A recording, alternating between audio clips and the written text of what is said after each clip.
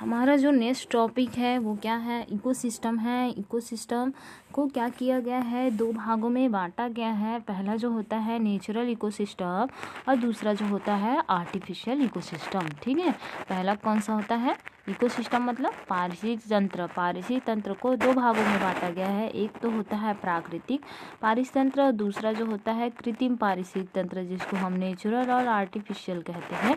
Natural जो ecosystem होता है या प्राकृतिक पारिस्थितिक तंत्र जो होते हैं उसको दो भागों में बांटा गया है। पहला जो होता है स्थलीय पारिस्थितिक तंत्र और दूसरा जो होता है जलीय पारिस्थितिक तंत्र, जिसको स्थलीय को टेरेस्ट्रियल बोला जाता है और जो जलीय होता है उसको एक्वाटिक पारिस्थितिक तंत्र कहते हैं।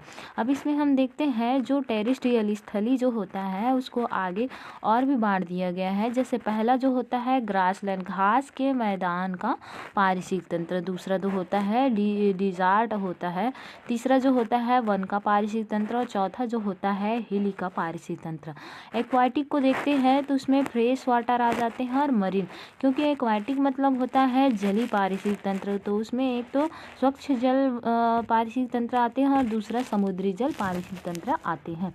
तो समुद्री जल में हम देख यहाँ पे फ्रेश वाटर या स्वच्छ जल में देखते हैं तो स्वच्छ जल के अंतर्गत क्या आते हैं, लैंटिन या स्टैंडर्ड वाटर, एक तो तालाब का और एक झरने का पारिस्थितिक तंत्र आ जाता है। दूसरा जो होता है लोटिक या फ्लोइंग मतलब तैरने वो बोल सकते हैं बहने वाला, तो इसमें स्प्रिंग आ जाते हैं और क्या आ जाते हैं रिवर का आ जाते हैं, नदी का।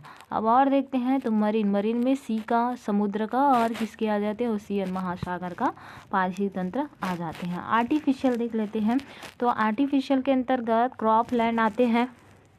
क्रॉप लैंड जिसको हम बोलते हैं खेत, ठीक है, खेत का पारिस्थितिक तंत्र ले सकते हैं।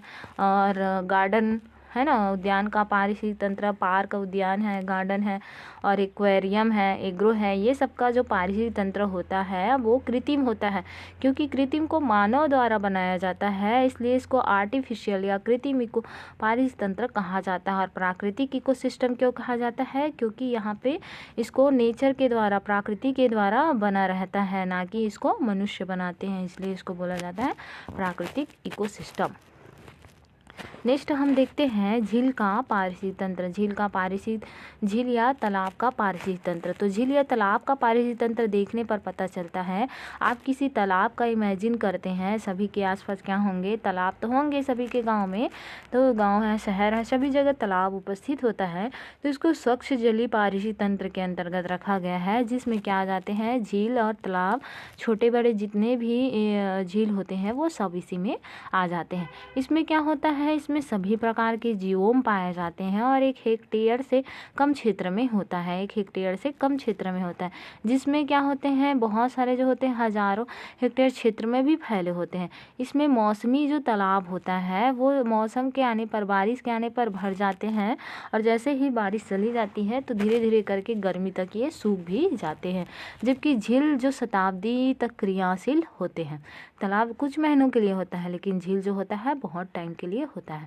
झील प्राकृतिक अथवा मानव निर्मित दोनों होते हैं और छिछले गहरे दोनों होते हैं। यूट्रॉफिक झील जो होता है जिसमें क्या पाया जाते हैं, पोषक पदार्थों की मात्रा अधिक होती है, और यूट्रॉफिक लेक जो होता है लेक भी कहलाता है, इसमें पादपों की वृद्धि उच्च होती है।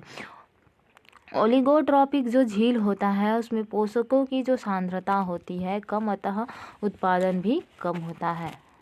ठीक है, इसमें महत्वपूर्ण देख लेते हैं क्या क्या है। जैसे कि महत्वपूर्ण झील पारिस्थितिक तंत्र बताया गया है तो लेखतक झील है, मणिपुर उत्तर पूर्व का सबसे बड़ा झील कहा जाता है। डल झील है जो श्रीनगर जम्मू कश्मीर में है।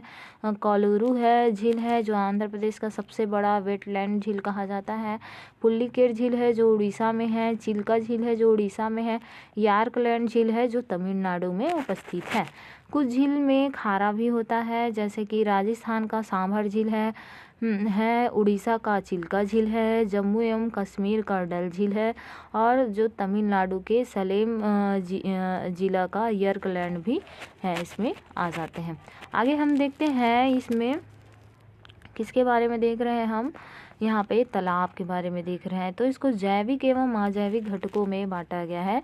जैविक में उत्पाद, उपभोक्ता और अवघटा कहा जाते हैं। उत्पाद में देखते हैं तो उत्पाद में क्या आते हैं, इसके अंतर्गत प्रकाश संश्लेषण करने वाले जो हरे पौधे हैं या प्रकाश संश्लेषण करने वाले जीवाणु हैं, ये सब आ जाते हैं, जो कहाँ पे उपस्थित होते हैं, झील एवं तालाब में उपस्थित होते हैं। जो पादप प्लावक है जैसे उडोगोनिया है, स्पायरोगैरा है, यूलोथ्रिक है, क्लेडोफोरा है, बोट्रेडियम है, पेरिडिनम है, ये सब उपस्थित होते हैं। और कुछ अन्य समुदाय भी होते हैं जैसे एजोला, हाइड्रा, लेमना, फिस्टिया, वेलिस्नेरिया, ये सब क्या होते हैं, उत्पाद के रूप में कार्य करते हैं।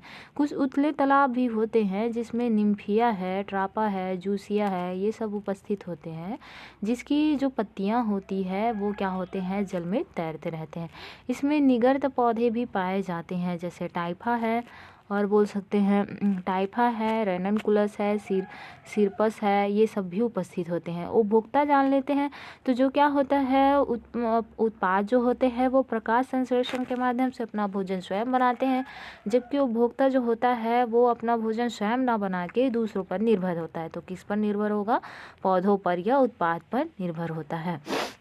उपभोक्ता जो होता है झील के जल में ही पाए जाते हैं। इसके अंतर्गत जो नोटियस होता है, जो क्लॉड्रिकार्निस होता है या साइप्रिडॉक्सिक होता है, ये सब इसमें क्या पाए जाते हैं, जल में पाए जाते हैं। प्रोटोजोवंस है, क्रस्टेशियंस है, ये सब क्या होते हैं, शैवाल को खाने का काम करते हैं।